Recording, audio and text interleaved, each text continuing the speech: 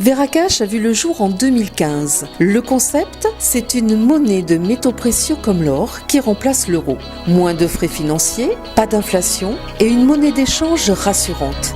Avec Veracash, on paye ses achats et on effectue des virements. Explication avec Jean-François Faure, le président de Veracash. Veracash, c'était tout d'abord une petite carte Mastercard qui permettait de payer, qui permet toujours d'ailleurs de payer avec des métaux précieux, et c'est un service qu'on avait lancé en 2013 et qui a de suite trouvé son public parce que ça permettait de rendre les métaux précieux et donc l'épargne qui va avec très liquide, donc d'un usage immédiat. Vous pouvez vous payer un restaurant avec, vous pouvez débiter des euros dans un distributeur automatique, mais le compte qu'il y a derrière, c'est un compte en métaux précieux, donc de l'or, de l'argent métal, et ça utilisable à toute heure de la journée, partout dans le monde. Et Veracash, on est allé un petit peu plus loin. On a décidé de permettre aux gens en plus de directement s'envoyer de la matière précieuse entre eux, notamment par le biais d'une fonction qui s'appelle la fonction envoyer, donc qui vous permet de dire ben voilà, je t'envoie l'équivalent de 10 euros. Veracash, si on peut le résumer, c'est une sorte de monnaie d'échange basée sur les métaux précieux qui sont en fait le sous-jacent rassurant de ce système qu'on a mis en œuvre et qui aujourd'hui rencontre un franc succès. Alors l'idée remonte loin parce qu'en fait moi dans le milieu des années 2000 je voulais tout d'abord moi acheter de l'or et me préserver des effets d'une crise que je ne savais pas à l'époque qu'elle arriverait en 2008, mais en tout cas que j'appréhendais. Et en fait acheter de l'or à cette époque-là était compliqué, le garder à la maison n'était pas du tout sécure, dans une banque c'était finalement une mauvaise idée parce que le jour où vous avez une crise, c'est pas en allant dans une banque que vous allez pouvoir récupérer votre or, parce que ce jour-là, par définition, il y a de fortes chances que la banque soit fermée. Même si elle réouvre une semaine après, mais peut-être qu'une semaine après, ça sera trop tard. Donc cet or, vous avez besoin d'en avoir une possession permanente et surtout une capacité d'exercice vraiment quasiment en temps réel. Et donc à cette époque-là, moi j'ai fondé une société qui s'appelle Ocoff.com et qui est aujourd'hui leader en France dans le domaine des plateformes d'achat et vente de métaux précieux stockés en coffre. Donc là c'était une première étape qui a très bien marché, et pour autant c'était un service qui était peut-être pas nécessairement très grand public. En 2012, j'ai en fait devant mon frigo, de manière très basique, je me dis tiens, et si je pouvais payer avec de l'or ce qui est dans ce frigo? Et là, au moment où j'en parlais, bon à l'époque les applications mobiles n'étaient pas autant développées, le paiement sans contact n'existait pas vraiment encore.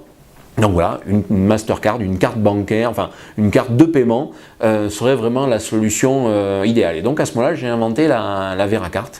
Les services de Veracash, c'est tout d'abord déjà une sécurisation de l'épargne, puisque donc ce que vous placez sur Veracash, ce sont vos euros qui sont transformés en matière précieuse. Donc à ce moment-là, vous décidez d'épargner sous forme de métaux précieux. Ensuite, le deuxième service, c'est de vous permettre d'utiliser cette épargne de manière liquide et donc de pouvoir consommer avec. Et troisième service, c'est de vous en servir en fait comme effectivement monnaie d'échange. Et là on est plus dans le one-to-one, que ce soit donc un autre particulier ou un professionnel.